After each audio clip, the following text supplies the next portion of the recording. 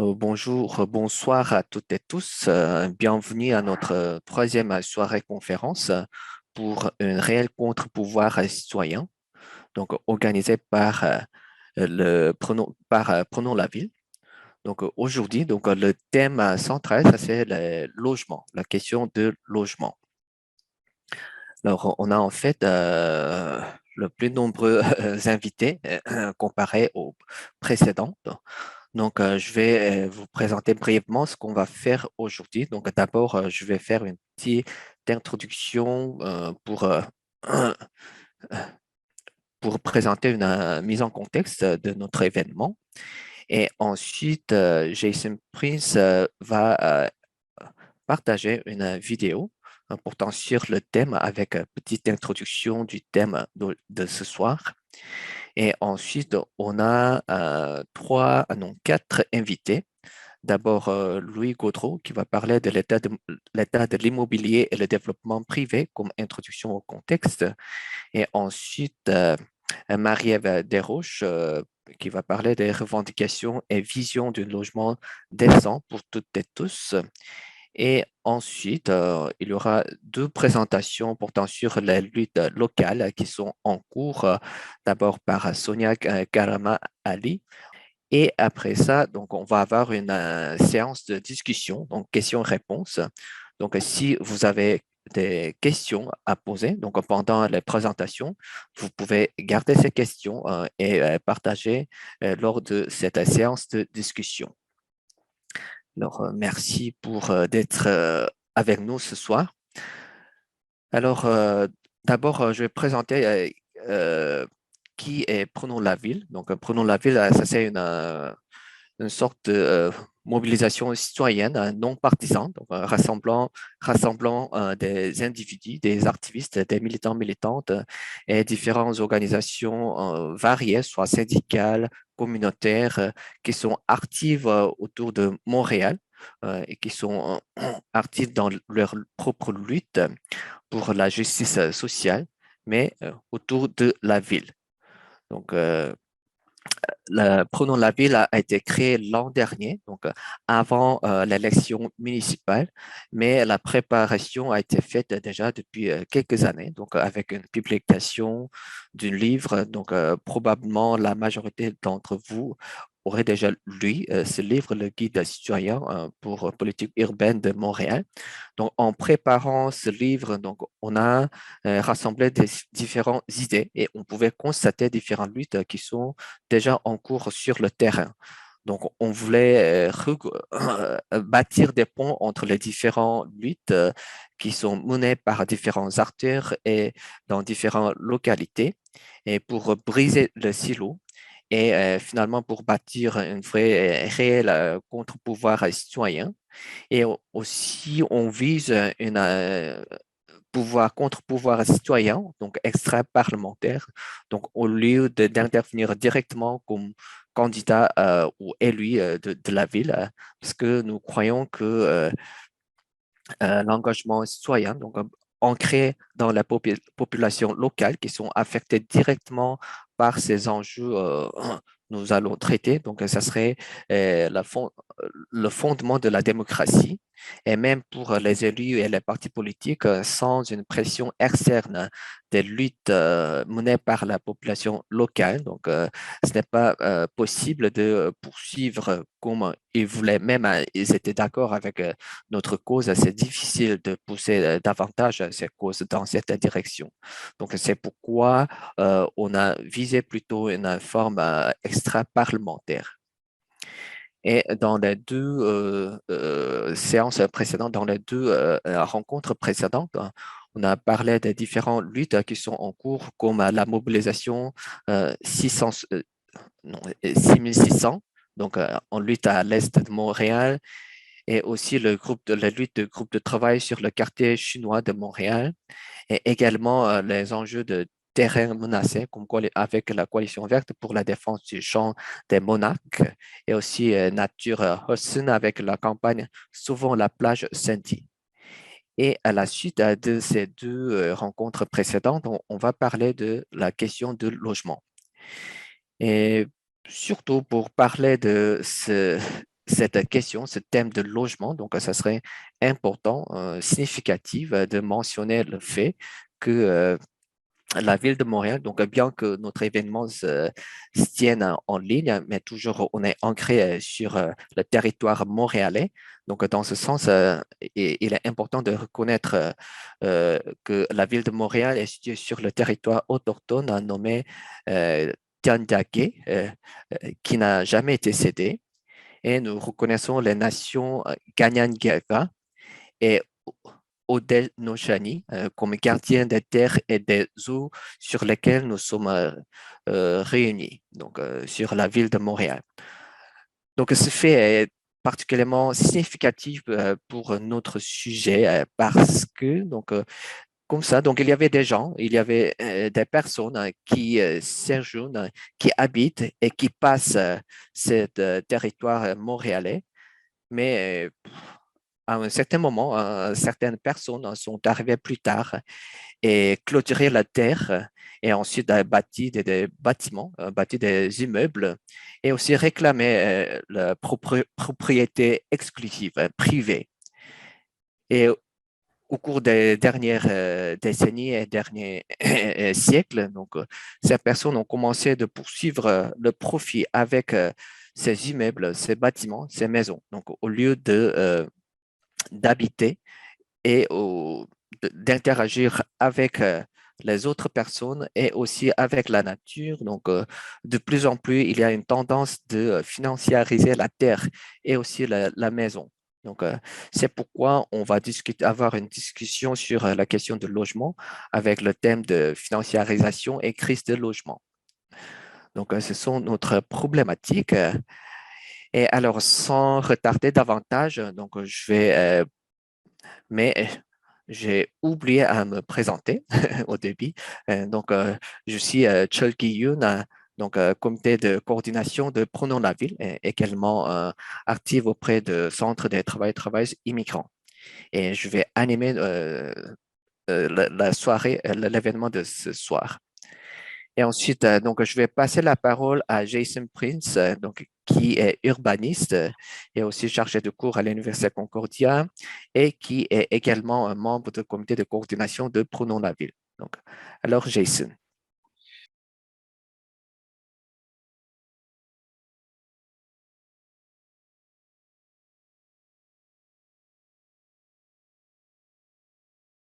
Merci, Chonky. Alors, ce soir, on va traiter la question de logement sur l'optique, comme était dit par Chonky, de la financiarisation de la crise de logement, la source, le vrai pouvoir qui est en train de changer non juste notre ville, mais toutes les villes à travers le monde, à travers le Canada, à travers les États-Unis, à travers le monde. On est dans une situation où, depuis peut-être 20 années, encore plus peut-être, on est en train de voir nos villes prises par le capital de divers types, non juste le capital de l'extérieur, mais notre propre capital. Alors, on va aborder ce sujet-là, on va essayer de comprendre et savoir quoi faire face à ce pouvoir qui nous mène dans la mauvaise direction.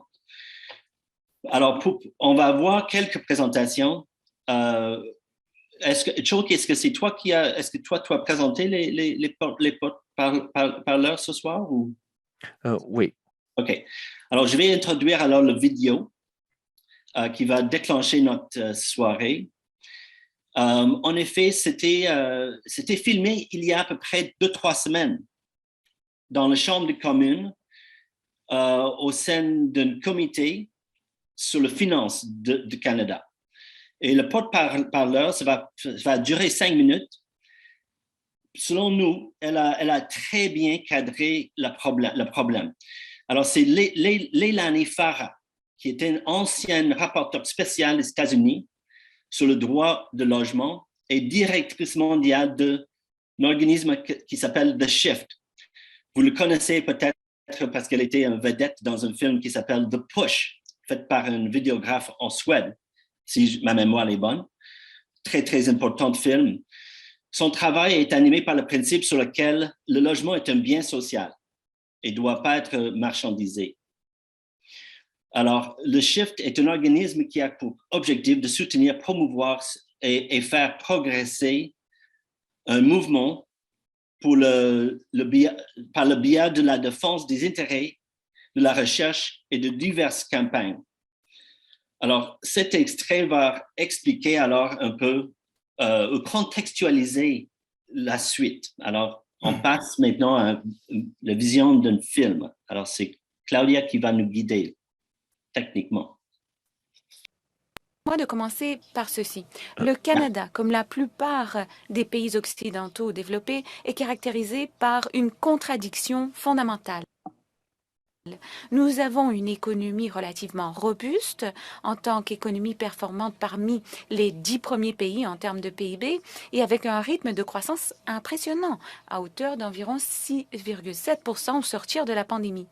Avec de telles performances économiques, on pourrait s'attendre à ce que la distribution de cette richesse touche toutes les couches de l'économie. C'est l'objectif, n'est-ce pas, d'une croissance économique après tout. Il est donc difficile de comprendre qu'au lieu de cela, nous nous retrouvons devant une augmentation du nombre de sans-abri, des logements de plus en plus inabordables pour des locataires à faible revenu, mais aussi pour les personnes à revenus plus élevés.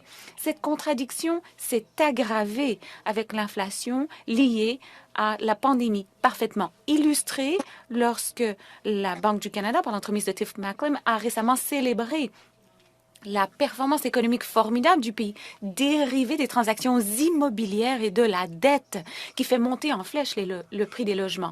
Cette contradiction fondamentale est directement liée aux valeurs adoptées par les gouvernements successifs du Canada, qui se traduisent par des lois et des politiques dans les secteurs du logement et de la finance qui profitent aux investisseurs institutionnel avant tout. En conséquence, le Canada dispose aujourd'hui d'un système de logement qui est devenu excessivement commercialisé, fonctionnant sans aucun rapport avec les revenus des ménages et les besoins en matière de logement. Par la commercialisation du logement, j'entends que les maisons unifamiliales et multifamiliales sont traitées comme une industrie extractive, comme l'exploitation minière, où le logement est utilisé par des acteurs locaux et étrangers pour extraire de la richesse principalement des gens qui en ont déjà beaucoup, comme les régimes de retraite et les fiducies de placement. La commercialisation du logement est ancrée dans cette affirmation que si les conditions législatives et politiques sont favorables, le marché fournira le nécessaire aux habitants de ce pays. Les bonnes conditions sont les taux d'intérêt faibles, un traitement fiscal préférentiel pour les investisseurs, aucune réglementation sur la propriété monopolistique, une faible protection des locataires et un siège au table politique pour que les investisseurs puissent conseiller les gouvernements. Obviously. De toute évidence, les faits sur le terrain prouvent qu'il s'agit d'une expérience ratée. L'extraction de valeur a été confondue avec la création de valeur, ce qui permet aux investisseurs de s'autoproclamer créateurs de valeur et, ce faisant, d'extraire de la valeur. Douglas Porter, le directeur de BMO, l'a dit en ces termes, et je paraphrase ici. Le récit de l'offre comme solution à la crise du logement que l'industrie continue de colporter est un mythe.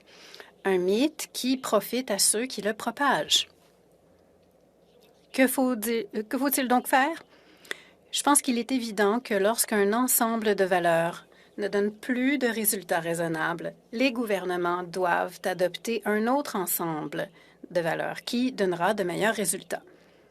Les droits de la personne sont le seul cadre qui a pour objectif l'égalité en matière de logement, l'inclusion, l'accessibilité, l'adéquation et la sécurité. Les droits de la personne redéfinissent la création de valeur. Ils considèrent la valeur du logement comme un foyer. Ils réorientent les politiques de financement et de logement pour se concentrer sur les personnes qui ont besoin d'un logement et non sur les intérêts des investisseurs ou des actionnaires comme c'est le cas dans un système financiarisé. Ils exigent que les solutions du côté de l'offre soient dirigées par la demande réelle et non par les investisseurs. Dans le monde entier, j'ai vu des États aux prises avec la financiarisation du logement, essayant de freiner la tendance, reconnaissant que le logement est un secteur différent, un secteur de droits de la personne qui nécessite une protection proactive de la part des gouvernements. Le Danemark a adopté une législation qui empêche les investisseurs d'augmenter les loyers pendant 5 ans. Singapour a introduit une lourde taxation sur les achats multiples de logements par un seul investisseur. La Nouvelle-Zélande a demandé à sa banque centrale de tenir compte du logement dans l'élaboration de sa politique monétaire. L'Espagne a adopté une législation nationale sur le droit au logement qui pénalise les propriétaires qui laissent leur logement vide et impose des plafonds de loyer aux propriétaires dans tout le pays. La ville-État de Berlin doit envisager la socialisation des logements du marché privé. Je terminerai en soulignant ceci. Si vous adoptez le cadre des droits de la personne tel qu'il est défini dans la loi sur la stratégie nationale sur le logement, et si vous lui donnez vie en vous engageant à faire en sorte que chaque politique ou loi fiscale et monétaire ait pour objectif de garantir un logement adéquat, abordable et sûr aux personnes qui en ont le plus besoin, alors vous ne pouvez pas faire de faux pas. Je suis heureuse de répondre aux questions que pourriez avoir. Merci. Merci, Madame. Alors, je crois que vous serez d'accord que ça a bien expliqué et ça a bien cadré les enjeux auxquels on doit faire face. Alors maintenant, on va tourner vers nos invités. Je crois qu'on commence avec Louis Gaudreault. Donc, alors, notre premier intervenant, c'est Louis Gaudreault, professeur au département de travail social à l'UQAM, qui va parler de l'état de l'immobilier et le développement privé comme introduction au contexte. Alors, Louis Gaudreault, c'est à vous.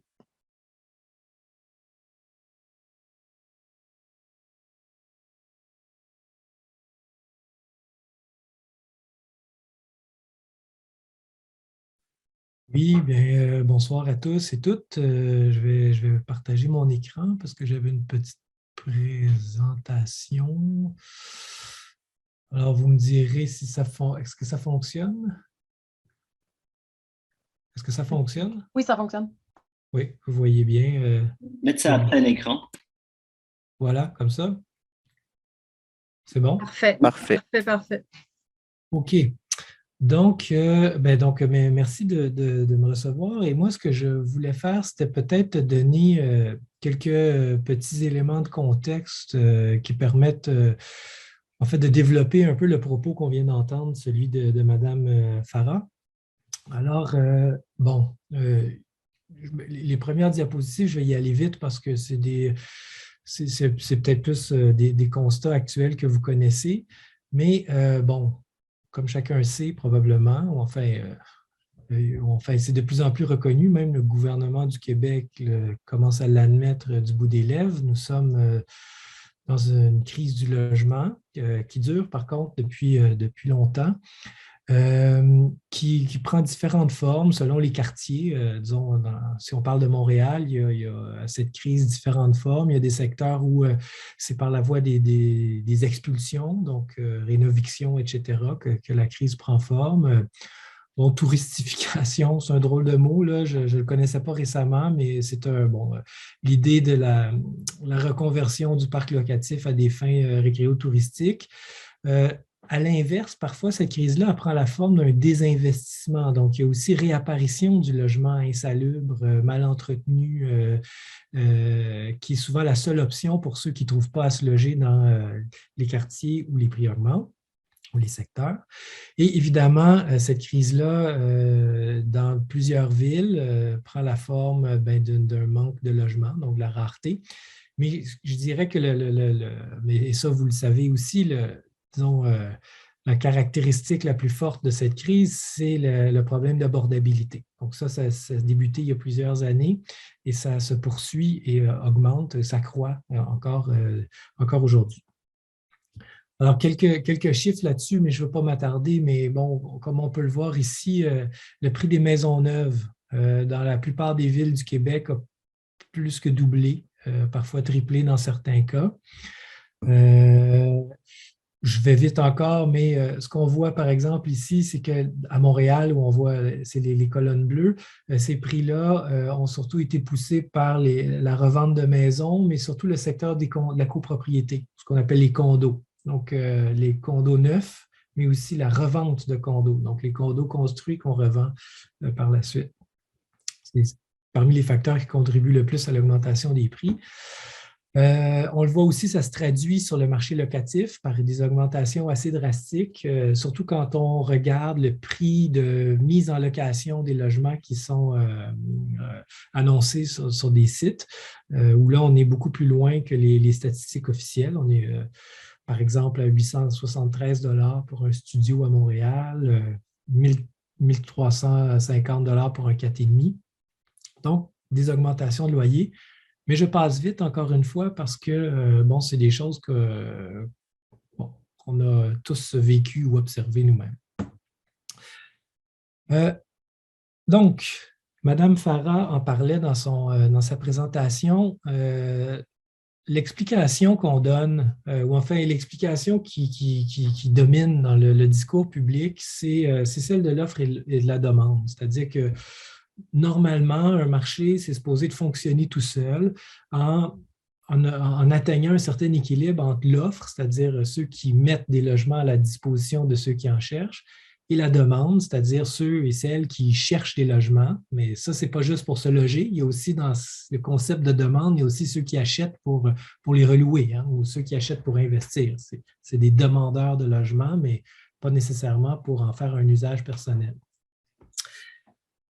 Et donc, l'idée étant qu'il y a évidemment des périodes où il y a plus d'offres que de demandes, des périodes où il y a plus de demandes que d'offres, mais qu'à un moment donné, l'un finit par rattraper l'autre et ça mène à un équilibre. Et l'élément le plus surprenant de cette thèse-là, c'est que cet équilibre-là est supposé de s'accompagner d'un réajustement des prix. Donc, à un moment donné, il est supposé d'avoir un réajustement des prix, ce que précisément, on n'observe pas depuis 20 ans, puisqu'il y a eu toutes sortes de fluctuations hein, dans les taux d'inoccupation, donc la disponibilité des logements, dans les taux de mise en chantier, c'est-à-dire le rythme auquel on se met à construire des logements. Il y a eu toutes sortes de variations dans les dernières années, sans pour autant que ça crée ce fameux réajustement dans les prix. Au contraire, on observe, comme vous le voyez, je le montrais tout à l'heure, une hausse croissante et persistante dans les prix. Dans les explications dominantes, là, je les qualifie comme ça pour aller un peu vite, on entend souvent dire que la situation actuelle, elle est dopée en quelque sorte par la demande. C'est parce qu'il y a trop de demandes qu'il y a de la pression sur le marché de l'immobilier puis que ça se traduit par une hausse des prix. On met ça, on attribue ça à la démographie, donc les mouvements dans la population, l'immigration, les taux d'intérêt qui étaient bas, donc qui incitent les gens à acheter. Et que par ailleurs, on fait face à des contraintes importantes sur l'offre. C'est-à-dire qu'en même temps qu'il y a beaucoup de demandes, on empêche tous ceux qui voudraient construire ou de mettre des logements à marché de le faire parce qu'il y a trop de réglementation. Il y a un contrôle des loyers au Québec, il y a toutes sortes de règlements d'arrondissement qui empêchent les promoteurs de mener à terme leurs projets, etc. Donc, ça, c'est le discours qu'on entend beaucoup et la semaine passée, je prenais part à un débat sur cette question-là, puis c'était vraiment ça le gros de l'argumentaire. La solution, comme le dit Mme Farah dans le discours public dominant, ça passe par l'offre. Même si, de plus en plus, on voit que ce n'est pas tant ça la solution que peut-être la source du problème. Alors, je veux 6 minutes, donc il me reste encore quelques minutes pour vous parler un peu justement de cette offre de logement. Pourquoi Mme Farah dit que c'est un mythe que la solution par la crise du logement passe uniquement par une plus grande offre de logement? J'imagine qu'elle n'entend pas par là, parce qu'effectivement, ça prend plus de logements, mais pas n'importe quel logement. Et que, quand on se met à creuser un peu, on voit qu'il y a au cours des 20 dernières années, ou là on voit sur le tableau, c'est plus les 10 dernières années, on ne peut pas considérer qu'il n'y a pas eu d'investissement dans le secteur de l'immobilier au Québec. Donc, il n'y a pas eu d'argent investi dans une éventuelle offre de logement. Ce qu'on constate, au contraire, c'est des niveaux presque records d'investissement dans la construction résidentielle. Et ça, même l'Association des constructeurs du Québec le reconnaissait ce matin dans le journal en disant que 2021, c'est une année record en termes de construction de nouveaux logements locatifs. Et là, bon, dans le graphique que je vous présente ici, ce qu'on voit, c'est que, je prends Montréal pour aller un peu plus vite, mais ce qu'on voit, c'est dans le secteur du neuf, on est passé donc la construction de nouveaux logements, on est passé d'investissements annuels qui étaient de l'ordre de à peu près 350 millions à quelque chose qui tourne autour de 600 millions par année en 2021. Pour ce qui est de la rénovation, on est passé de 375 millions à plutôt 875, près de 900 millions de dollars en une année. Donc, des augmentations assez importantes. Et donc, ça, c'est beaucoup d'argent qui ont été investis dans la construction, dans la rénovation de logements. Alors, pourquoi a-t-on un problème de crise du logement s'il y a autant d'argent qui a été investi dans le secteur de l'immobilier? Bien, c'est simplement parce que ça a été investi dans ce qui était le plus lucratif ou dans des transformations d'immeubles dans le but de les relouer, dans le but de les convertir à des usages qui seraient plus lucratifs. Et c'est vers là que tout l'argent a été dirigé. Parmi les acteurs qui ont, je dirais, eu, disons, une part assez grande de ce gâteau qui est le grand... l'afflux d'investissement dans l'immobilier, c'est le secteur de la promotion immobilière, en particulier à Montréal, où on a vu apparaître depuis le début des années 2000 des très grosses entreprises de promotion immobilière qui existaient plus ou moins dans le paysage jusqu'à tout récemment. Et là, dans certains secteurs, comme au centre-ville, dans le sud-ouest, puis maintenant dans le centre-sud, près de l'ancienne usine Molson, près du pont l'ancien site de Radio-Canada, il y a d'énormes entreprises, de très grandes entreprises qui ont mis la main sur des terrains puis qui ont littéralement pris le contrôle du développement résidentiel dans ces secteurs-là. Et là, je vous donne un exemple en particulier de celui de Devimco Immobilier. Et ça ne fait pas l'inventaire de tous les projets, mais c'est des projets réalisés entre 2011 et 2020. Et on voit que c'est par milliers que ces entreprises-là ont développé des logements. Et ce qui est intéressant, puis c'est ça qui fait le lien avec ce que Mme Farah disait, c'est que dans tous les cas, ces projets-là sont réalisés en partenariat avec des fonds d'investissement ou des acteurs financiarisés, c'est-à-dire soit des fonds de pension, soit des fonds d'investissement ou, dans d'autres cas, mais pas celui-ci, des fiducies de placement immobilier. Et donc, c'est des fonds qui sont mobilisés sur les marchés financiers puis directement réinvestis dans la construction de logements en fixant à l'avance des cibles de rendement à atteindre. Et c'est ça qui fait que probablement tous ces investissements qui ont afflué vers le marché de l'habitation se sont dirigés vers des produits beaucoup plus chers, puis qui ont aussi contribué à l'augmentation des prix parce que les fonds qui investissent là-dedans ne le font pas et ils ne le font que si on leur garantit qu'ils vont faire des rendements très élevés, de l'ordre de 20-25 %. Alors, ça, c'est, bon, quand on parle de l'offre, il y en a eu, mais ce n'était pas une offre qui était adéquate aux besoins. Je me dépêche un peu simplement parce que, pour vous parler de financiarisation, derrière cet investissement-là, il y a évidemment tout le secteur bancaire qui, évidemment, prête à ceux qui achètent les condos, mais prête aussi à ceux qui développent, qui construisent.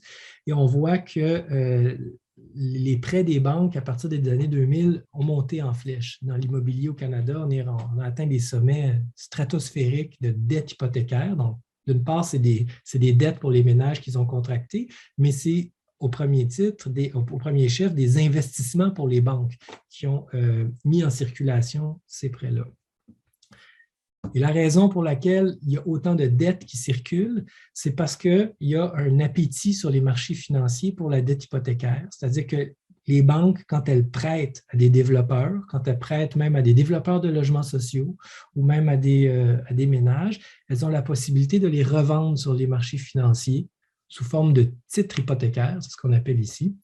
Et là, ce que le graphique qui est présenté ici vous montre, c'est la valeur de tous les titres hypothécaires qui ont été achetés, disons, depuis 1987. Puis on voit encore là que c'est depuis le début des années 2000. Donc, c'est des investisseurs financiers qui achètent aux banques leurs prêts hypothécaires, qui, après ça, les banques, avec ce nouvel argent-là, peuvent reprêter puis revendre sur les marchés financiers et donc injecter de manière de plus en plus massive sur le marché de l'immobilier de l'argent qui sert à nourrir à la fois cette offre et cette demande de logement, mais dans un secteur très précis qui est celui du haut de gamme ou du moyen de gamme, de la gamme moyenne, pardon, et avec pour conséquence une crise assez importante de l'abordabilité.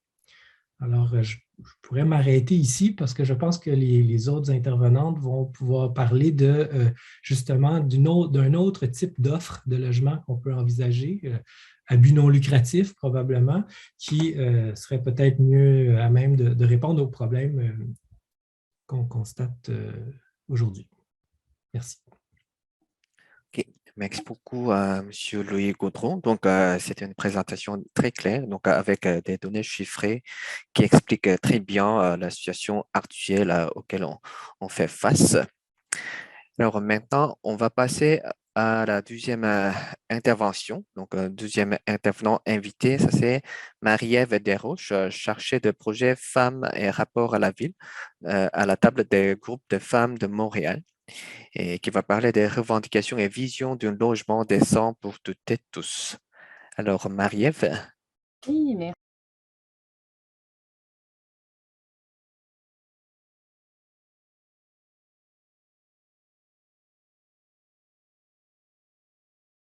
Merci de me recevoir. Donc, c'est ça, aujourd'hui, je vais vous partager mon écran également.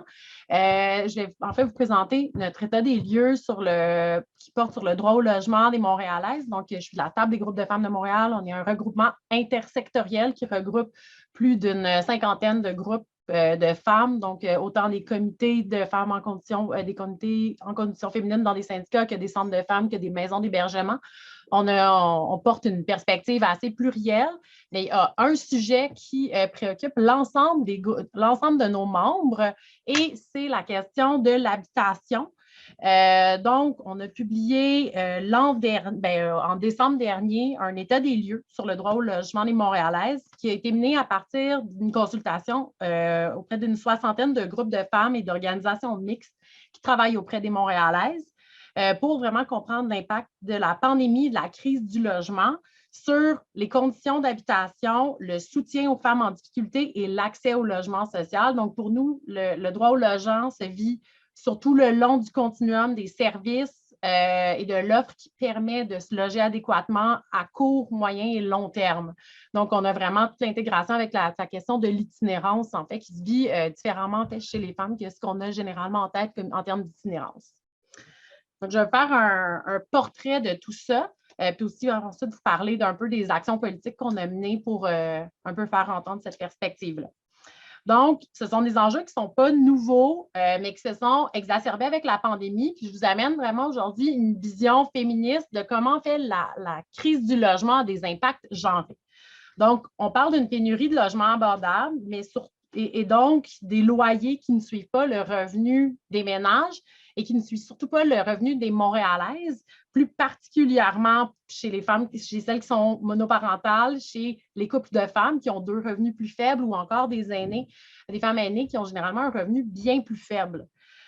On parle d'une pénurie qui va alimenter un contexte de compétition auquel il y a plusieurs femmes vont perdre parce qu'elles n'ont pas la cote de crédit, les bonnes références, des preuves de revenus suffisantes ou encore parce qu'elles font face à des préjugés racistes, lesbophobes par rapport à la monoparentalité, à l'aide sociale, à la violence conjugale et j'en passe. Les préjugés sont de toutes parts.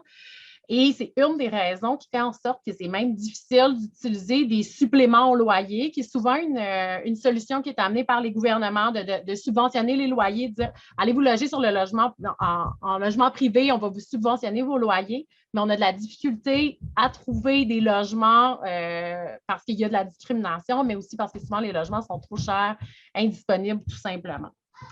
Donc, les femmes sont souvent contraintes de louer ou de continuer d'habiter dans des logements qui sont trop petits, insalubres ou encore dans des milieux de vie où elles ne sont pas en mesure d'exprimer leur orientation sexuelle, notamment, par exemple, dans des résidences pour aînés, où est-ce que les femmes doivent retourner dans le garde-robe de peur de vivre de la discrimination sur la base de leur orientation sexuelle. Ou encore, elles vont continuer de vivre dans des logements où elles subissent du harcèlement et des agressions sexuelles de la part de propriétaires, de concierges, d'un voisin, parce qu'elles ne sont pas en mesure de trouver un logement adéquat pour se reloger. Puis, dans le contexte de la pandémie, bien, nécessairement, les confinements les ont davantage exposés aux risques dans leur logement. Donc, les logements qui étaient trop petits ont été source de conflits au sein des ménages, mais aussi de harcèlement de la part des propriétaires et voisins qui avaient beaucoup moins de tolérance, surtout pour celles qui avaient des enfants à la maison.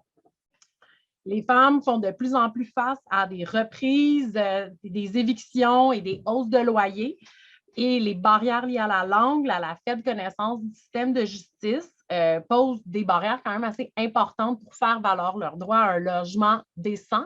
Mais il y a aussi toute la question de la fatigue, de devoir se battre pour plein de pans de leur vie qui fait en sorte que parfois se battre contre une hausse abusive, contre une reprise de logement, bien, c'est une lutte de plus qu'elles vont parfois abandonner pour prioriser leur santé mentale et physique. Et un enjeu qui n'est pas nouveau, mais qu'il faut absolument aborder, c'est le manque de logements qui sont accessibles et adaptables pour les personnes qui sont à mobilité réduite, mais aussi l'accès à de l'information sur ces logements.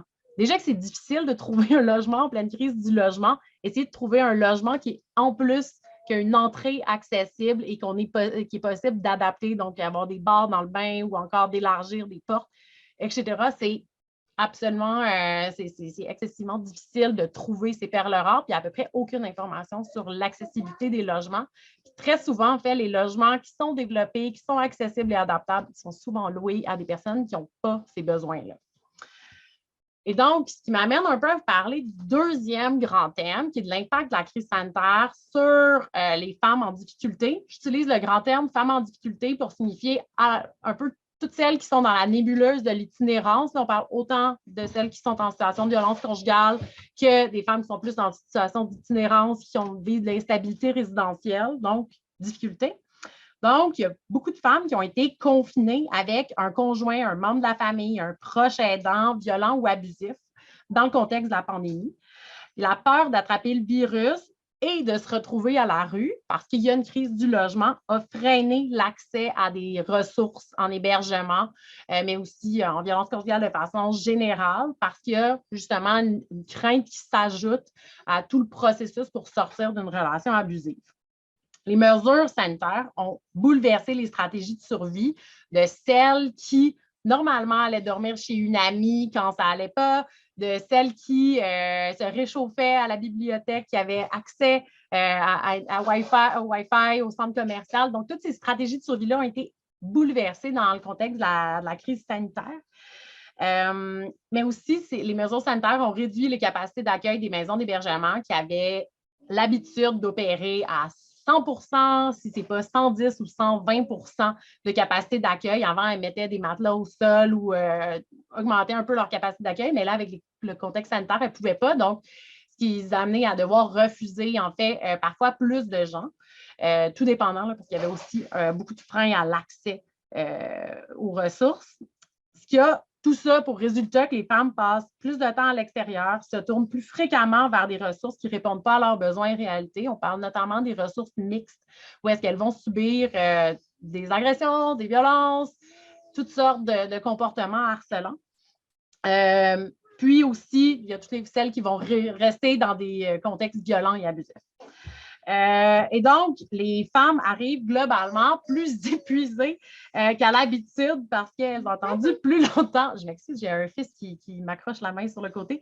Les femmes arrivent plus épuisées qu'à l'habitude dans les ressources.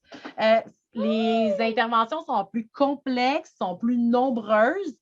Et ce qui a des répercussions sur les travailleuses qui doivent soutenir en fait des femmes dans des situations plus lourdes, plus complexes. Il y a eu des fonds d'urgence qui ont été déployés, ils n'ont pas été suffisants, ils ont soutenu beaucoup. Léon, je m'excuse, je suis en train de parler. ils n'ont pas été suffisants pour... C'était beaucoup axé sur les dimensions très matérielles, donc de fournir du gel, des masques, mais après ça, ou encore des ressources dans l'urgence, puis en fait, on a besoin d'une pérennisation de l'ensemble des ressources. Et donc, ce qui m'amène à vous parler du troisième thème, qui est les logements sociaux, qui est normalement une solution lorsqu'on termine un séjour en hébergement. Mais, comme vous le savez, les listes s'allongent. On parle de 23 000 ménages qui sont en attente pour un HLM à Montréal uniquement. On a 75 des demandes en maison d'hébergement de deuxième étape, donc lorsqu'on veut un hébergement un peu plus long terme, qui sont refusés pour faute de place. Et donc, on parle d'une pénurie. Là. La majorité des groupes doivent allonger les séjours en hébergement ou en logement transitoire parce qu'on n'est pas capable de trouver un logement adéquat en bout de ligne. Ce qui fait en sorte que la capacité d'accueil en hébergement à court terme est diminuée, en fait. Donc, c'est toute une chaîne qu'il faut, c'est une chaîne de services, en fait, qu'il faut débloquer. Et donc, on a besoin de développer davantage de logements sociaux, mais le nombre de logements sociaux disponibles, ce n'est pas le seul problème.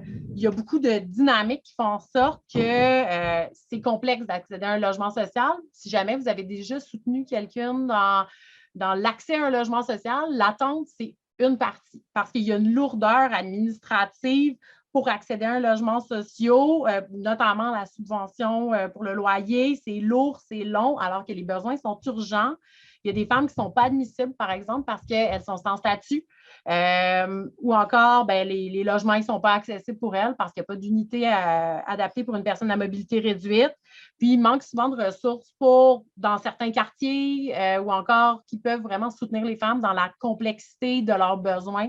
Ou encore, il va y avoir des programmes qui vont être disponibles, mais ça va être conditionnel à la poursuite d'études postsecondaires.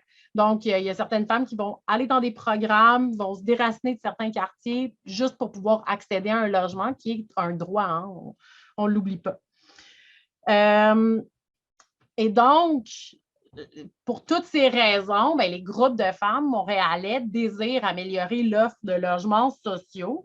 Ça fait des années que les groupes de femmes sont impliqués dans ce développement-là. On utilisait en fait le programme Accès Logis pour réaliser ce développement-là.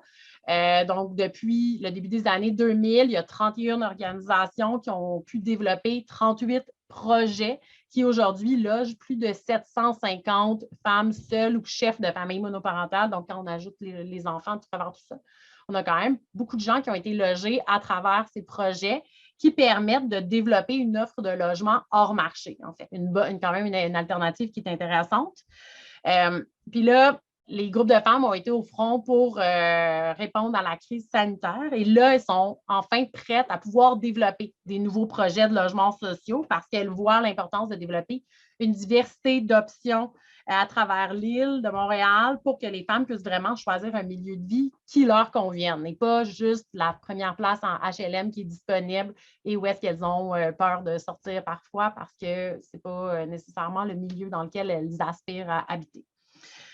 Et donc, pour développer, on a besoin de financement pour la construction, on a besoin de suppléments pour le loyer, on a besoin de soutien communautaire en logement social, puis les groupes ont aussi besoin de financement de base pour pouvoir soutenir la croissance.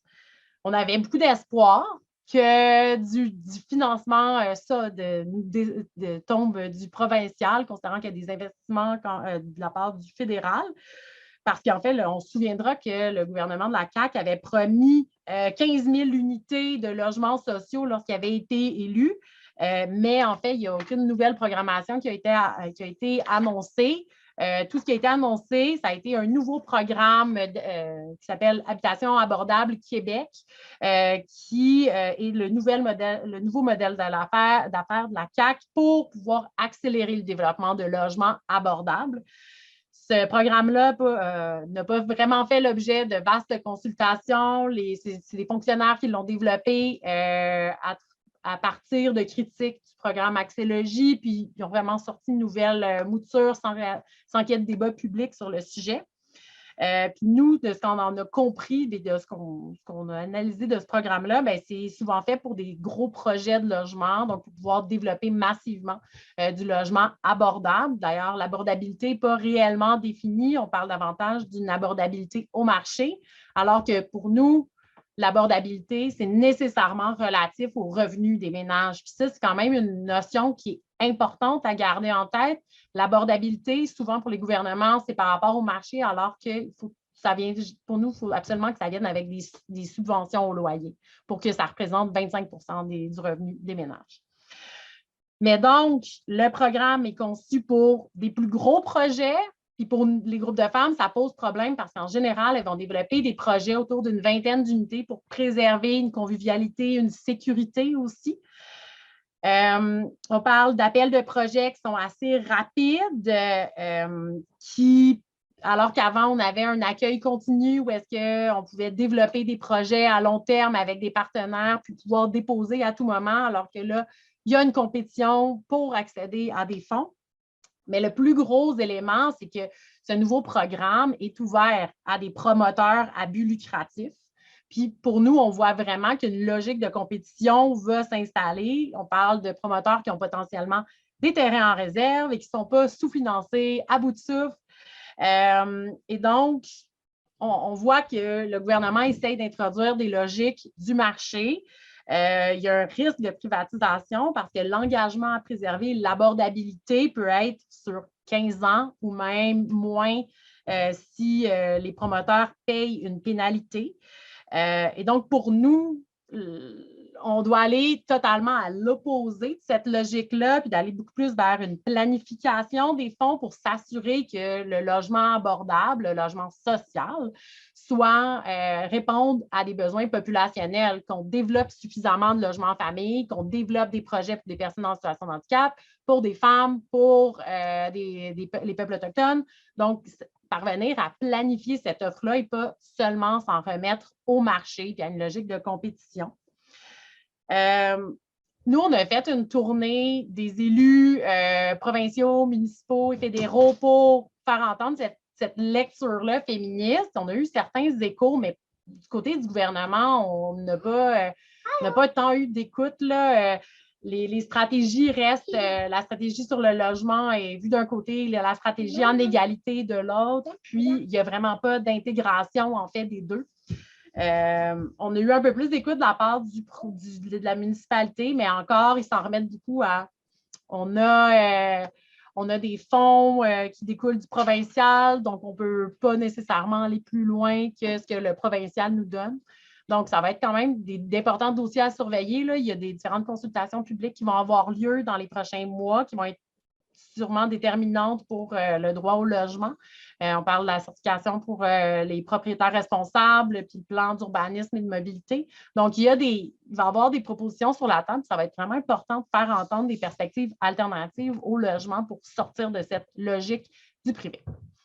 Donc, je vais cesser mon partage d'écran. Je vais terminer ma présentation. Je vais vous mettre dans le chat le lien vers le rapport complet de qui est disponible en anglais et en français, si vous voulez y accéder. Et merci beaucoup pour la présentation très intéressante. Donc, en fait, qui a mis en lumière le même phénomène dans un angle différent. Donc, surtout les retombées de ces changements récents surtout sur les femmes, particulièrement pendant la crise pandémique sanitaire, et aussi certains exemples de l'engagement communautaire pour régler certaines parties de ce problème. Okay, donc, merci beaucoup encore une fois. Alors maintenant, on va passer à la prochaine. Alors maintenant, on va à Sonia Karama Ali, qui est agent d'accueil et de mobilisation au comité d'action de Parc Extension, qui va partager ses réflexions et expériences dans le quartier de Parc Extension.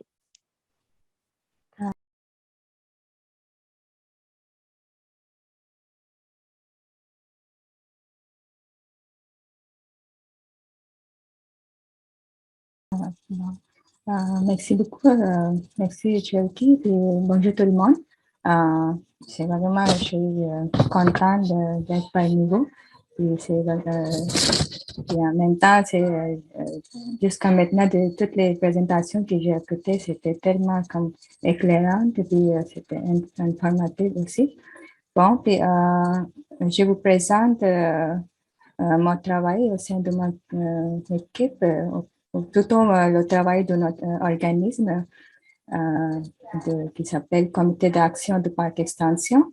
Et en vous présentant mon travail, je vous parle de différents aspects des luttes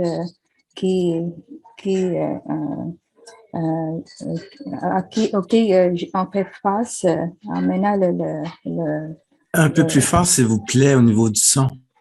OK. Excusez-moi.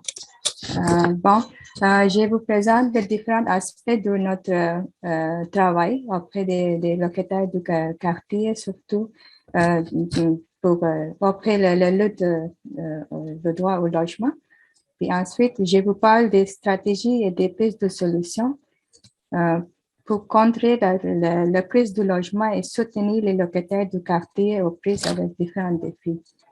Donc, est-ce que vous m'attendez? Oui, c'est bon. Parfait, merci.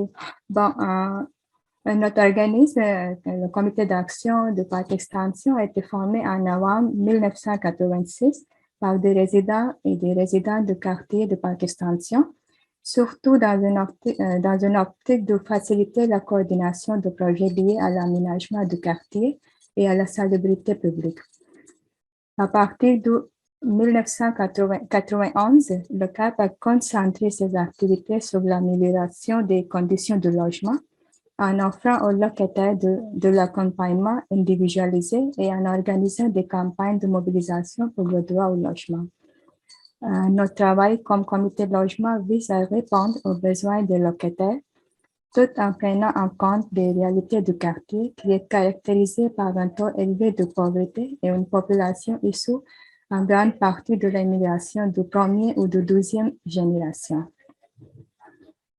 Bon. Pendant plusieurs années, le principal enjeu était l'insalubrité de plusieurs logements. Une partie importante de notre travail consistait à envoyer des demandes d'inspection à l'administration de l'arrondissement et des mises en demeure aux propriétaires pour réclamer des réparations. De plus, à dénoncer publiquement les propriétaires ignorants et à revendiquer une action plus ferme contre les taudis de la part de la Ville de Montréal. Par des opérations de porte-à-porte, des réunions de locataires et grâce au soutien d'avocats et d'avocates alliés, le CAP a lancé plusieurs offensives contre les propriétaires de logements insalubres dans le quartier. Depuis 2018, notre équipe a constaté que les demandes d'aide des locataires concernent de plus en plus les évictions. Ce phénomène est lié principalement à la gentrification, l'embourgeoisement de parc extension qui s'est beaucoup intensifié au cours de ces dernières années. Parc extension s'embourgeoise rapidement, ce qui affecte durement les locataires les plus marginalisés, notamment les immigrants et les immigrantes, les personnes, notamment les immigrants et les immigrantes, les personnes racisées et les familles à faible revenu. L'augmentation importante des loyers et des évictions que nous observons depuis quelques années est liée entre autres à l'arrivée de résidents et de résidents plus aisés financièrement, ainsi que l'ouverture du campus 1000 de l'Université de Montréal à l'automne 2019. La gentrification du parc extension entraîne de nombreuses conséquences dommageables pour ces résidents et résidentes à faible revenu. La hausse du coût des loyers contraint plusieurs locataires à quitter le quartier ou à couper dans des dépenses essentielles, comme la nourriture ou les médicaments, ou à aménager dans des appartements trop petits pour le nombre de personnes qui les occupent. Et ici, je dirais que c'est pour ça qu'on a voyé que sous la pandémie, Parc Extension était vraiment dans la zone rouge où on trouvait où on trouvait un nombre assez élevé de gens atteints de COVID-19. La gentrification limite aussi la capacité des locataires de demander à leurs propriétaires les réparations nécessaires pour leur logement, car ils ou elles craignent qu'une telle demande n'amène à une éviction ou à une hausse majeure de leur loyer. Ces défis sont encore plus grands pour les locataires racisés qui subissent de la discrimination dans leur recherche de logement, ce qui complique leur tentative de relogement après une éviction surtout. Bon, puis, depuis que j'ai commencé à travailler au CAP en 2015, j'ai observé plusieurs changements par extension. Au début de ma pratique comme chargée d'accueil et agent de mobilisation, les locataires qui demandaient notre soutien étaient majoritairement des résidents et des résidents de longue date de quartier et qui détenaient la citoyenneté canadienne ou au moins résidence permanente. Au cours des 4-5 dernières années, je constate une augmentation importante de personnes demandeurs d'asile, des réfugiés et des personnes sans statut parmi les locataires qui entrent en contact avec le CAP. Ces locataires sont arrivés récemment au Canada et les défis qu'ils doivent affronter sont particulièrement complexes. Bon, ce sont surtout actuellement dans le quartier, ce sont plutôt des demandeurs d'asile et qui font face aux défis assez complexes. Et c'est vraiment eux qui étaient obligés d'accepter des hausses de loyer assez abusives, mais en même temps, des appartements avec les pires conditions en fait, au niveau de la salubrité. Okay. Nous avons mené des campagnes de mobilisation dans des immeubles où les propriétaires traitent avec beaucoup plus de respect les locataires détenant leur résidence permanente que les locataires ayant un statut d'immigration précaire. Le degré d'établissement dans le pays d'accueil des communautés auxquelles appartiennent les personnes migrantes a une incidence majeure sur les obstacles qu'elles doivent surmonter, en plus des barrières linguistiques et du racisme systémique. Ces difficultés affectent notamment les résidents issus de l'Asie du Sud, qui constituent une part de plus en plus important des locataires qui demandent de soutien au CAP. Un autre élément à considérer est que les institutions publiques ainsi que plusieurs organismes communautaires font face à des problèmes de représentation et d'inclusion. Pour l'instant, on voit que dans le quartier, il y en a une concertation assez importante des immigrants qui sont plus en plus allophones. Puis pour l'instant, on voit qu'ils font face à une barrière linguistique assez importante parce que présentement, il n'y en a pas vraiment des informations disponibles pour eux dans leur langue. Il n'y en a pas, comme par exemple, des matériaux pour multilingues non plus. Il n'y en a même pas, même à l'arrondissement, ils n'ont pas bien équipés de les recevoir pour les aider dans leur démarche non plus. OK. Bon, puis cette situation-là, c'est vraiment mis leur capacité à bien prendre en compte les réalités et les expériences vécues par les locataires les plus marginalisés dans le quartier. Donc, face à ces défis, des stratégies qui en mettent au CAP, c'est plutôt l'accueil et la mobilisation. On offre un service d'accueil auprès des locataires du quartier, surtout pour les informer concernant leurs droits et leurs obligations. Puis, dans une optique de l'accompagnement, on les aide dans leur démarche après l'arrondissement et au tribunal administratif pour exercer leurs droits. Mais en même temps, on fait la mobilisation auprès des locataires du quartier, surtout pour le droit au logement, surtout pour demander encore plus de logements sociaux, parce qu'on croit que ça, c'est la phase de cette augmentation de loyers abusifs et la gentrification de quartiers de parc extension, des logements sociaux, des projets de coop et des logements construits par des organismes lucratifs. C'est la solution, par exemple, le plus idéal, mais en même temps, étant donné de la démographie actuelle du quartier, surtout, bien que la réputation du quartier, c'est surtout un quartier des immigrants, mais parmi ces immigrants-là, c'est comme je vous ai expliqué qu'il y en a des immigrants de longue date, mais il y en a plus en plus des immigrants avec un statut de l'immigration assez précaire et qui même pas qualifiés pour les subventions, pour les logements sociaux, qui rendent leur vie encore plus difficile. Et en même temps, ça nie leur lutte pour améliorer la condition de leur logement parce qu'ils sont, une part, sont vraiment comme, d'une part, sont assez occupés, puis sont même gênés, et donc ils ont peur de faire valoir leurs droits et étant donné de leur statut précaire.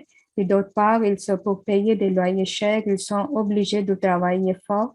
Et, étant donné de leurs conditions de travail précaires, ça ne reste pas assez d'énergie, de temps pour de mettre dans cette lutte d'améliorer leurs conditions de logement puis de revendiquer le droit au logement. Merci. Merci beaucoup, Sonia. Donc en fait, les expériences à Parc Extension condensent les différents problèmes de ce phénomène de transformation de marché immobilier et le problème de logement. Et aussi, on constate le croisement de différents enjeux, comme les enjeux de logement et aussi des enjeux d'immigration, diversité et le racisme, etc. Donc, ça, c'est un exemple très pertinent et inspirant. Merci encore une fois. Et alors, on va passer à la dernière séance de discussion, questions-réponses. Donc, ce serait Jason Prince qui va animer la discussion. Alors, Jason.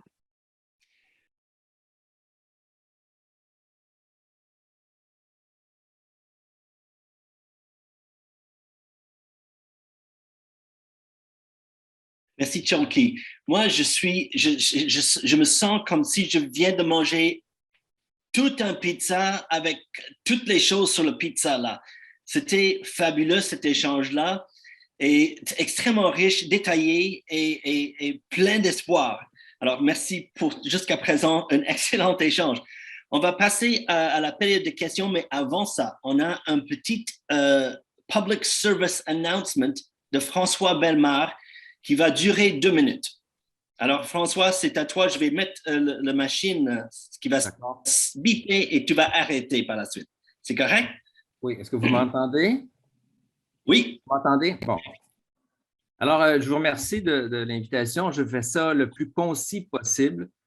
Je travaille depuis 2 ou 3 ans avec le Centre de design de l'UQAM, qui est lui-même relié à l'École de design de l'UQAM pour organiser un événement dont la phase 1 se tient maintenant au mois de mai et qui s'appelle Montréal abordable, point d'interrogation. Il y a les 3 composantes du titre sont assez éloquentes. D'abord, c'est sur l'abordabilité économique du logement.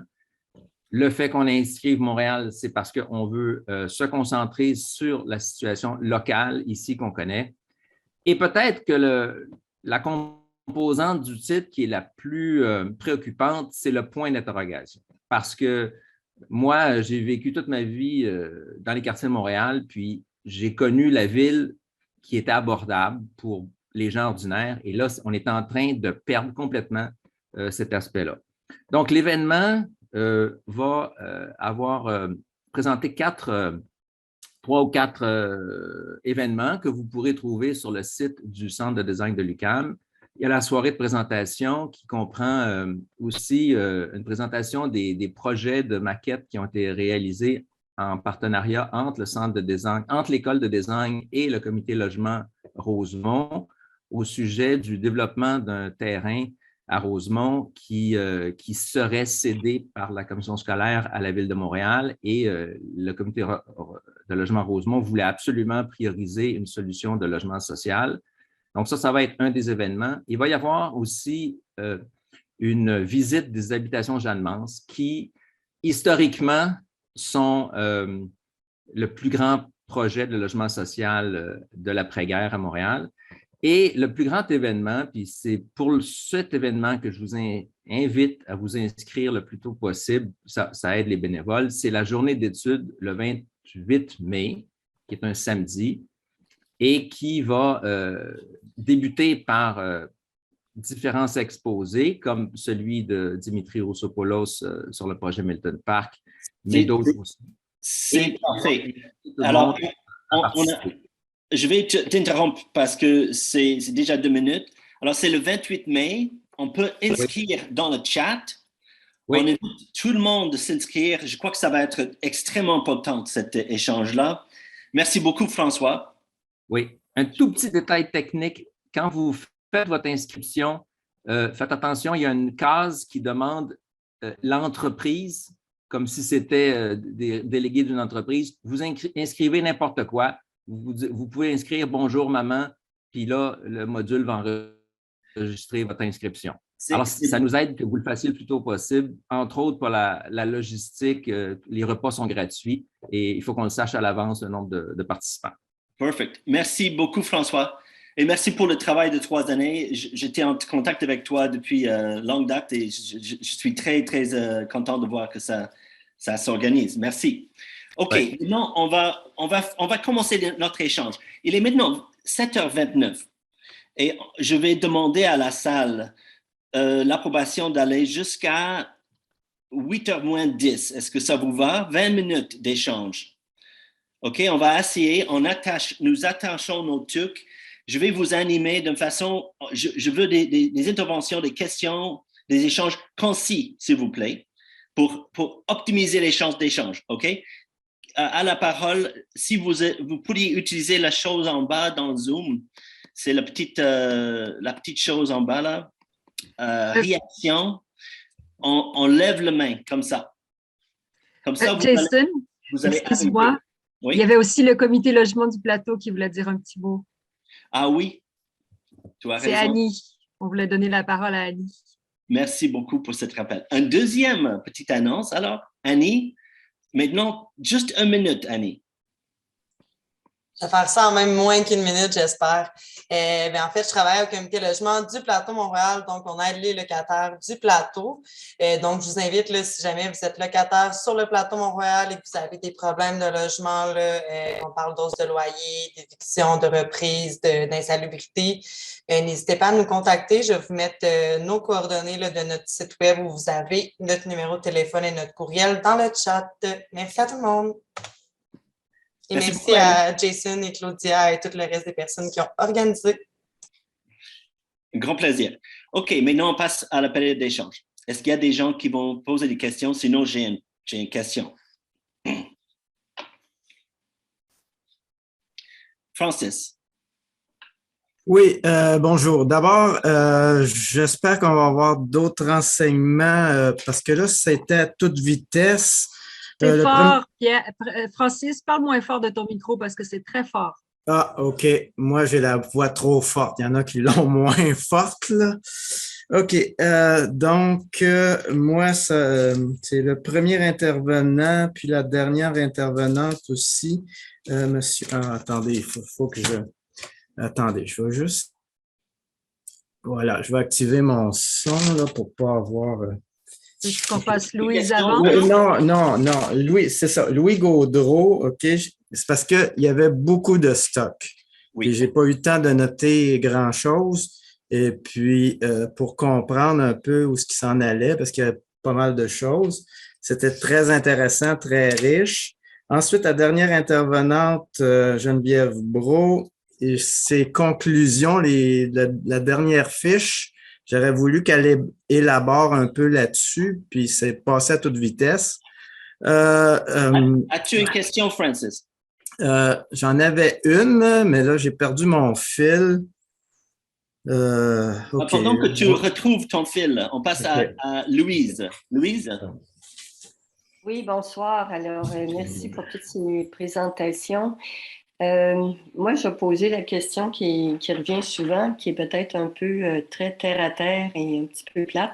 Geneviève, bon, moi, vous savez, je suis à Verdun, au Comité d'action des citoyennes et citoyens de Verdun, et vraiment, la situation est très semblable à celle de Villeray, où je suis née en passant. Et on avait un projet, puis on l'a tout le temps un peu, là, puis Bruce est là, il pourrait témoigner, de faire la même démarche que vous avez faite là, de consultation puis de mobilisation citoyenne. Et on a fait une demande de subvention que malheureusement, qui nous a été refusée. Tu parlais d'un programme de financement sur 3 ans. Est-ce que c'est possible de te demander d'où venaient les fonds ou en tout cas, c'est ça, là, c'est la question plate, là. Money talks, hein, ou l'argent. Merci beaucoup. C'est bon de partager ça dans le chat, par exemple. Merci. Est-ce qu'il y a d'autres questions? Louis, je voyais ton nom, là, ton mail. Est-ce que tu avais quelque chose à dire? Louis Gaudreau. Je voulais simplement dire que je suis bien conscient d'avoir fait ça vite, là, je m'en excuse, c'est que je voulais pas prendre le temps des autres intervenantes, mais que j'ai convenu avec Claudia que ma présentation, le document serait disponible sur, je ne sais plus où, là, le Facebook, mais elle pourra vous indiquer. Oui, je vais le mettre sur le site Internet, mais surtout sur le groupe Facebook de Prenons la ville, dans un premier temps. Parfait. Alors, on va partager nos sources de financement, on va partager nos PowerPoint, on va partager tout qu'on peut, là. Et nos stratégies de mobilisation, entre autres. OK, alors, il y a d'autres questions. OK, Francis, tu as trouvé ton fil.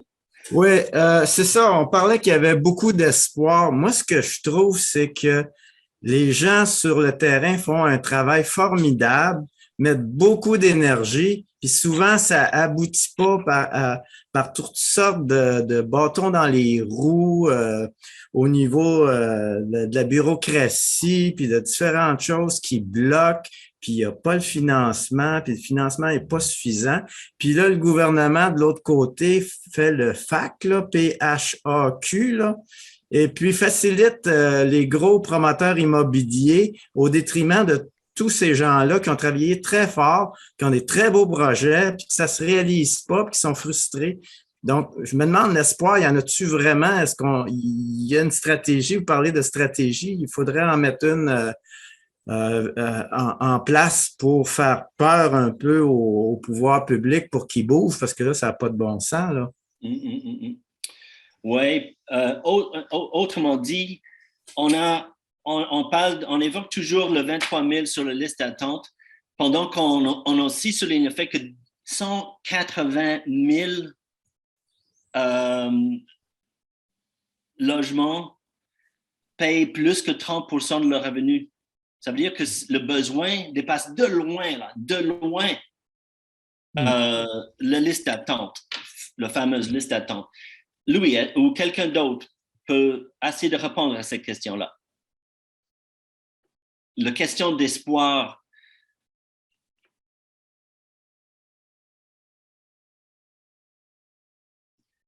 Bien, je dirais que l'espoir il est dans les mobilisations.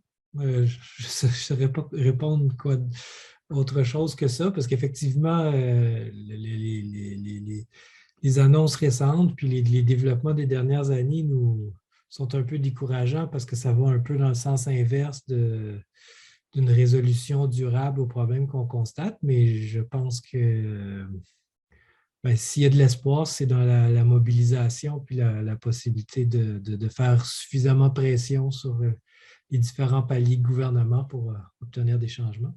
Mm-hmm. Mais en même temps, je ne vous apprends rien en disant ça. Regarde, on comprend que le CAQ, leur soutien est haut, à l'extérieur de Montréal. Même si on a gagné toutes et c'est le cas.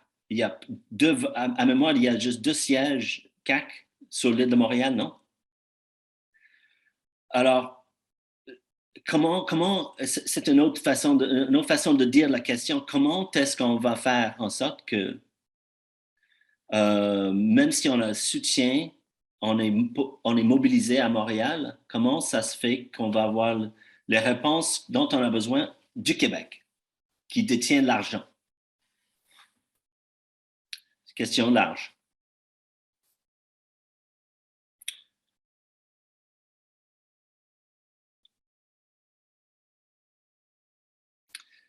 Richard, est-ce que tu vas essayer de répondre à ces questions-là? Ben, moi, je travaille actuellement à Laval, mais je reste à Montréal. Merci pour la rencontre. Il y a aussi d'autres enjeux. On parlait aussi de concurrence puis tout ça. Actuellement, ceux qui construisent actuellement, c'est des gens qui construisent des condos, qui construisent du locatif dit abordable, là, mais c'est une concurrence aussi quand on fait des projets. C'est une concurrence au niveau de l'accès à des terrains. C'est une concurrence aussi concrètement, là, quand on a besoin de contracteurs ou même de sous-traitants pour faire du logement social. Là, actuellement, il y a un enjeu aussi de coût de construction. Mais moi j'ai l'impression qu'il y a peut-être des revendications qu'il faut ramener, genre un moratoire sur la construction des condos, quelque chose qui est quand même temporaire, mais je pense que ça a une utilité pour faire du logement social. Puis il y a un enjeu aussi, là actuellement, vu qu'on n'a pas accès à logis et des possibilités de subvention, c'est difficile aussi de mobiliser et de créer des groupes porteurs pour du logement social, pour les coopératives d'habitation, puis pour des OSBL. Fait que je pense qu'il faut regarder aussi ces enjeux-là. Merci, Richard. Tu nous amènes à la question politique à la Ville de Montréal. Excellente intervention, merci. François. Moi, j'ai un point de vue assez radical à la question de Jason. Qu'est-ce qu'on peut attendre du gouvernement du Québec? Moi, je pense qu'on ne peut rien attendre des gouvernements, ni fédéral, ni provincial, ni municipal. Je crois que ce n'est pas parce que les groupes sur le terrain, vous êtes tous impliqués dans des groupes très, très militants, ce n'est pas parce que les groupes sur le terrain n'ont pas exprimé l'urgence du logement depuis 20 ans. Le problème ne vient pas de là. Mais il faut reconnaître que ça a eu très peu de résultats. Il faut reconnaître qu'après 20 ans de ce type-là de militantisme, il n'y a actuellement dans les logements locatifs à Montréal que 13% qui sont hors de la tenure privée. C'est-à-dire que quand on fait le total, Coop, OBNL, HLM, Public HLM, tout ça ensemble, ça fait 13%. Et le reste fait 87%. Donc, je crois qu'il faudrait très sérieusement songer à une approche d'acquisition d'immeubles, d'unités de logement avec des montages financiers créatifs. Il y en a des expériences qui ont été réalisées à Montréal et on pourrait s'en inspirer afin de prendre le taureau par les cornes et de faire transiger le plus possible d'unités de logement de la tenure privée à une tenure communautaire, probablement le plus possible non étatique. OK. Non, en dehors des programmes. Maintenant, on a une évacuation de le monopole, entre guillemets, des GRT. Puis on a maintenant des expropriations citoyennes qui étaient dévoilées ce soir, qui prend un hôpital, l'ex-hôpital chinois et l'exproprier, en effet, là. Alors, et maintenant, on a d'autres pistes, non? Alors, le tigre est sorti du cage, comme on dit. Claudia, c'est à ton tour. Oui, merci. C'est une question pour Geneviève. J'ai trouvé sa présentation super intéressante parce que c'est un cas d'école, un cas vraiment particulier, concret. J'ai peut-être raté un petit bout. TDAH va peut-être jouer des tours, mais je voulais savoir, c'était accompagné par qui les gens qui aidaient le groupe de citoyens? Est-ce que c'était autogéré à 100% ou est-ce qu'il y avait un organisme qui travaillait à regrouper, ou est-ce que c'était le comité logement ou d'autres gens? Et puis, j'avais une autre question aussi, mais je vais attendre. Je ne veux pas te poser deux questions en même temps, donc dis-moi si tu veux. Oui, je vais répondre rapidement. Donc, le comité logement a orchestré, donc est allé chercher du financement. Puis je peux répondre de façon verbale, là, c'est une enveloppe Ville-Metz, donc lutte à la pauvreté et à l'exclusion sociale. Okay. Oui, ça prend des gens qui organisent, là, selon mon expérience, parce que l'autogestion, on n'a plus l'expérience pour, je pense. On n'a pas assez d'expérience pour. On n'a pas encore. Ou en tout cas, dans le cas du projet en question, je le mentionnais, mais ce sont des personnes quand même relativement vulnérables avec des besoins urgents de logement, des personnes immigrantes, des personnes avec plusieurs enfants. Donc, on ne peut pas leur demander. Moi, personnellement, je ne crois pas qu'on peut leur demander de porter à bout de bras de projets aussi lourds que ça, sans soutien, sans encadrement. Bien, justement, c'est justement vers ça que j'allais. Ma deuxième question, c'est que je vois que, tu disais qu'on a fait, c'est un peu ça qui s'est passé. En gros, on a fait porter des projets de long terme à des gens qui avaient des besoins urgents. Moi, ça a été mon expérience aussi. À un moment donné, on a failli se faire évincer de nos blocs où j'habite et il y avait Hill Park, un gros requin qui avait acheté nos blocs et qui essayait de nous sortir dehors. Puis là, on a essayé de monter un projet de coop avec ça. Puis on n'arrêtait pas de nous dire que ça va prendre 10 ans. Donc, clairement, ça n'allait pas se faire parce que quand il a remis en vente, il fallait que, il a réussi à vendre en un an. Donc, les échelles de temps ne sont pas les mêmes. Ça ne marche pas. Bon, comment accélérer tout ça, c'est un trop vaste débat, mais tu sais, Geneviève, quand tu disais les besoins urgents vis-à-vis des projets de long terme, est-ce que tu as vu des pistes de solutions à ça, genre? Est-ce que la solution serait plus de raccourcir les programmes ou de trouver des gens qui puissent s'impliquer ou former des gens qui puissent s'impliquer sur le long terme? Je ne sais pas. Est-ce que tu as eu une piste d'idée là-dessus? Parce que c'est un problème cornélien là, pour moi. Là. Ah, tout à fait. Puis, tu sais, c'est l'ensemble des projets là, qui prennent du temps. C'est la structure des projets, bien, entre autres avec le programme Axélogie qu'on connaissait, qui est très, très longue. Il y avait quand même l'intention d'améliorer le programme Axélogie Montréal, là, de le reviser. Mais comme on mentionnait, puis on a rementionné, le programme n'a pas d'unité actuellement, donc il n'aura pas de nouveaux projets pour l'instant s'il n'y a pas de budget qui vienne avec. La réponse du gouvernement, puis je ne veux pas dire que c'est la bonne ou la mauvaise, mais dans tout le discours qui accompagne le FAC, moi, ce que j'en ai compris personnellement, c'est que le FAC vise notamment à réaliser autrement des projets pour que les projets soient livrés rapidement. Est-ce que c'est du n'importe quoi? Possiblement, mais ça fait partie du discours de dire Axélogie est trop long comme programme, demande trop d'étapes, trop d'allers-retours, trop d'affaires. Donc, on lance un nouveau projet qui va en demander moins. Je ne veux pas m'avancer en disant que c'est vrai que le nouveau programme va permettre la réalisation plus rapide. Peut-être que c'est le cas à voir, là. Mais je n'ai pas de solution par rapport à ça. Puis je trouve que c'est un gros paradoxe de demander à des gens de s'impliquer pendant 5 ans, pendant 8 ans pour obtenir un logement au bout de tout ce temps-là. Si on pouvait peut-être, j'ai une idée, si on pouvait peut-être... Non, on n'est pas dans un échange. Alors, je vais permettre Dimitri à parler par la suite. Oui. Je ne suis pas 51% en désaccord avec l'intervention de François Bellemare, mais je suis 100% contre sa proposition d'encourager la propriété privée. Regardez ce qui se passe aux États-Unis, mon cher François. Là, la propriété privée dans les milieux urbains, c'est presque une religion. Ce n'est pas presque une religion, c'est une religion. OK? La propriété privée domine les villes, les grandes villes, les villes moyennes et les petites villes aux États-Unis. Alors, simple question. Est-ce qu'il y a une crise de logement aux États-Unis? Oui, dans plusieurs villes. Voilà. Voilà ta réponse.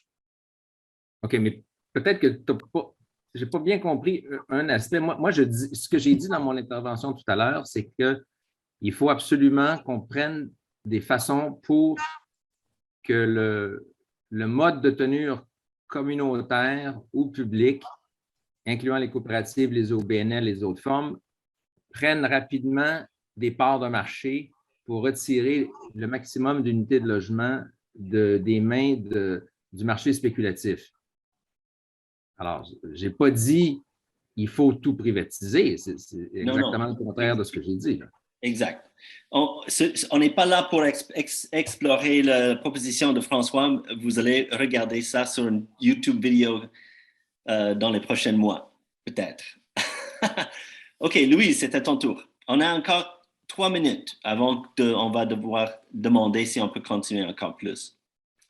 Oui, ben merci. Je voulais faire réagir à plusieurs choses. Premièrement, quand on parle de la demande, on cite tout le temps la liste d'attente de l'OMH de Montréal, de 25 000 personnes. C'est une liste d'attente. Ça ne compte pas la liste d'attente des coops, des fédérations, des comités de logement, des groupes de ressources techniques. Alors, on peut amplifier. Deuxièmement, je vais encore être plate. Je connais à peu près pas de projet qui s'est développé de façon harmonieuse en 1 an ou 2. Là, vous savez, la dernière coop, Montagne Verte au centre-ville, 136 logements, ça a pris 15 ans avant de se réaliser, 1300 demandes. Alors, le comité de sélection, il y a une grosse job à faire là, pour attribuer 136 logements parmi 1300 demandes. Bon, Dimitri aurait pu citer Minton Park, une lutte de 10 ans. Moi, je cite toujours la coop Village Cloverdale à Pierrefonds, la plus grande au Canada, 865 logements, un quartier coopératif, donc ça peut donner aussi des idées, 20 ans de lutte des locataires, 20 ans. Puis, nommez-en d'autres, là, je prends la cité à Verdun, la dernière coop qui s'est réalisée, 10 ans. Le projet dans Rosemont, les Shop Angus, combien d'années que ça a pris? Alors, je partage avec toi, Geneviève, là, on a toujours un scrupule moral de mobiliser du monde dans des projets quand on sait que s'ils ont des besoins urgents puis que ça va prendre un temps incroyable. Mais je rends hommage à ces personnes-là qui ont persisté et qui finalement, grâce à qui on a ce qu'on a aujourd'hui en termes de logements sociaux. Mais c'est un vrai scandale quand même. Là. Puis je pense qu'il faut être très, très franc avec les gens, mais il y en a du monde qui sont prêts à se battre. Là. Puis comment je leur sois rendu. Merci. Et il est maintenant 7h50. Est-ce qu'on va continuer jusqu'à 8h? On est OK avec ça? 10 minutes de plus? OK, on va continuer. Vous n'êtes pas obligé de rester, mais je crois qu'on a encore des choses à dire là ce soir. Regarde, moi, je vais mettre dans le chat une proposition qui émane de l'école d'urbanisme à McGill pour faire le Blue Bonnet, c'est un site de logement communautaire à 100%, 7800 unités à mémoire, à un coût à peu près 3,5 milliards sur 20 ans. C'est du travail pour les OBNL, les GRT pour 20 ans. C'est à cette échelle-là qu'on va devoir trouver des solutions, non? Pas des projets de 100 unités qui prennent 12 années pour réaliser, là, on s'entend. On a besoin des milliards pour trouver des solutions, non? Parler? François, s'il n'y a pas d'autres personnes? Bien, je pense que c'est un des débats classiques, Jason. Est-ce qu'on doit privilégier les grands projets qui prennent un grand nombre d'années à se réaliser et qui mobilisent des immenses budgets, ou est-ce qu'on doit privilégier un grand nombre de petits projets qui sont plus faciles à réaliser? Alors, c'est un des débats, entre autres. qui est au programme de l'événement Montréal abordable, grand projet versus petit projet. Noté. Claudia. Oui, je suis toujours assez dispersée, je m'excuse. Ça devrait... Claudia, peux-je te demander de garder une place pour Guillaume qui n'a pas encore parlé? Ah oui, ben vas-y, va Guillaume. Guillaume. Oui, bonsoir. Je parle de ça de Sherbrooke. J'ai habité 10 ans à Montréal. Puis je suis curieux de connaître qu'est-ce qui se passe concernant le logement. Je voulais vous partager que à l'Association des locataires à Sherbrooke, depuis 2 ans, on met de l'avant, pas seulement écrit quelque part dans un projet lointain, mais plus de l'avant la socialisation du parc de logement locatif privé. Puis on croit que c'est insuffisant d'essayer d'encadrer, de contrôler le loyer ou d'encadrer les rénovations. Puis qu'il faut avoir les moyens aussi, des moyens de remettre à une solution qui perdure dans le temps, puis qu'il faut oser la mettre de l'avant puis travailler dans ce sens-là. C'est sûr que ça exige un bon travail, mais si on n'en parle jamais puis on pense que c'est impossible ou qu'il y a trop d'adversité,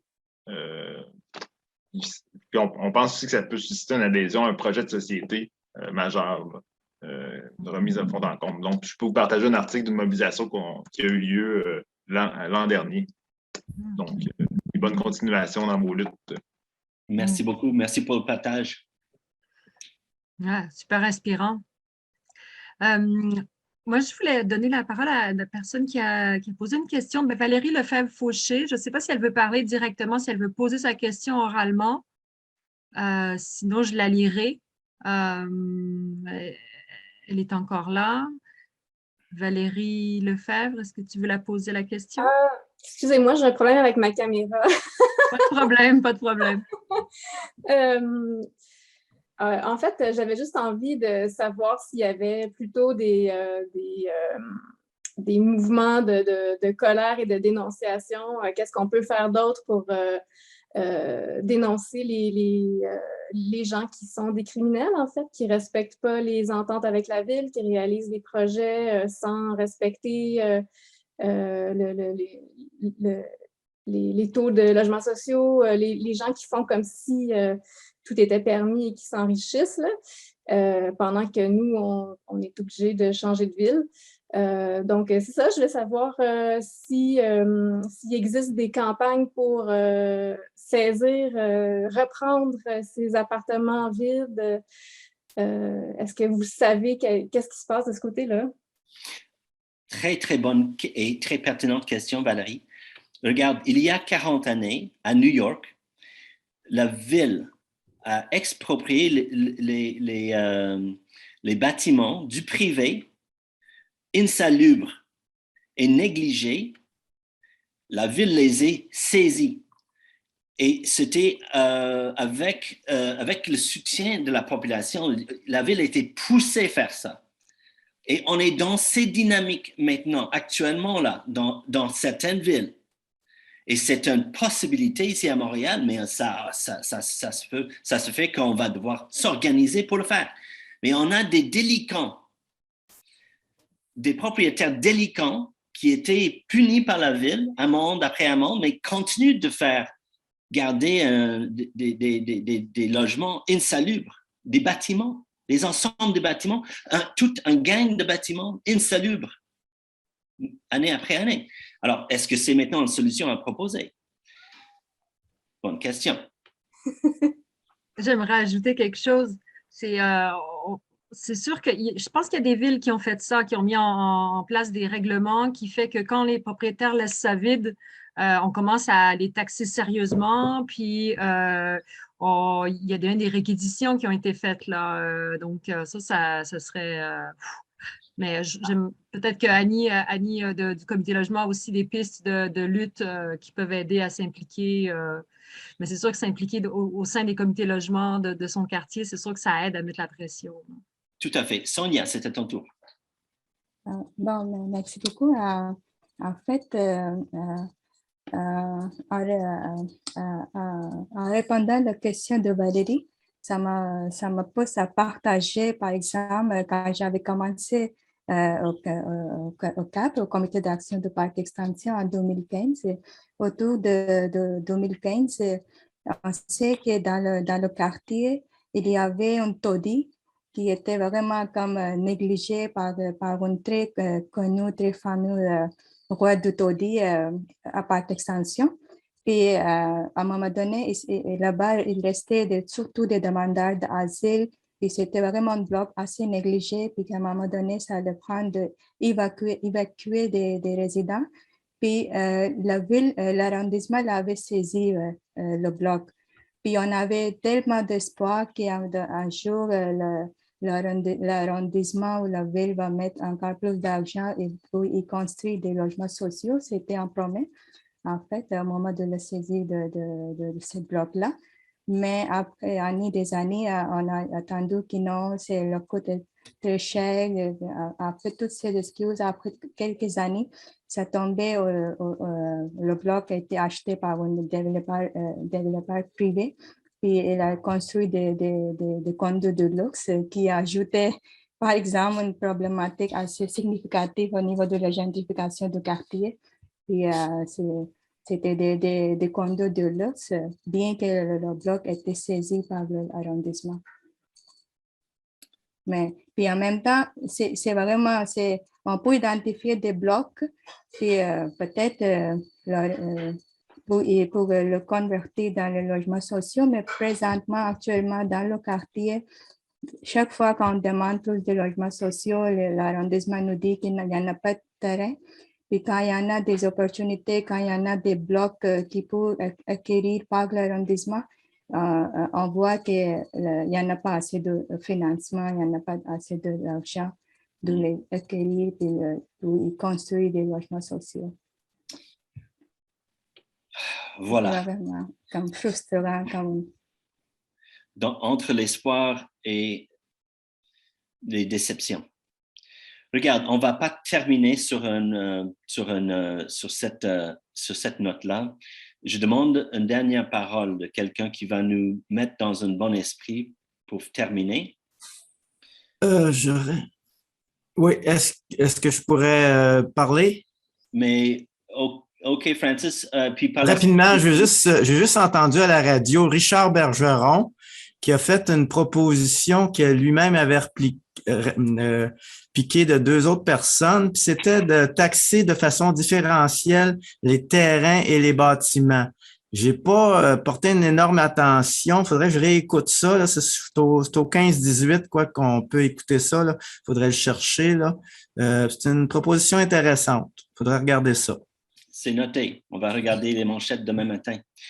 Who wants to give the last word? Qui veut donner le dernier mot? Est-ce qu'on peut donner une suite à cet événement de ce soir? Est-ce qu'on pourrait faire un autre événement d'ici 15 jours? Sur le même sujet? Ce n'est pas prévu. Je l'ai écrit dans le chat, là, comme une suggestion aux organisateurs. Je ne veux pas me mêler de ce qui ne me regarde pas, mais je constate qu'il y a énormément de matière à discuter. Ça, c'est certain. OK, on va amener ça au comité de travail logement et s'ils peuvent organiser une autre chose, à part le vôtre, on va le faire. Regarde, c'est ma responsabilité de céder maintenant les paroles à Choki pour terminer notre échange ce soir. Merci beaucoup pour ces échanges riches. Choki, c'est à ton tour. OK, donc merci beaucoup. Donc, on a passé 12 heures très passionnées. Donc, merci encore une fois, Loïc Gaudreau, Marie-Ève Desrouges, Sonia Karamat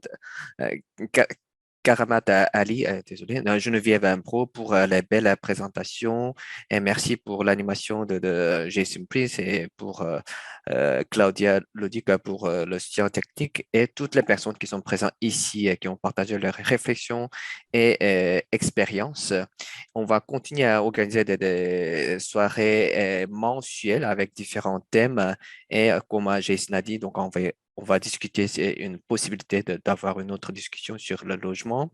Et finalement, pour arriver à la fin de novembre pour un sommet citoyen pour aborder des différents enjeux en force unie. Votre sélection débutera après cette publicité. Qu'est-ce qui peut bien pousser la Tunisie quoi à ça? s'installer en Amérique? Ça, c'est Francis. OK. Oui. OK, donc merci beaucoup et bonne soirée et à la prochaine. Merci. Bye. Merci tout le monde. Merci, bonne soirée. La prochaine va être sur la démocratie directe.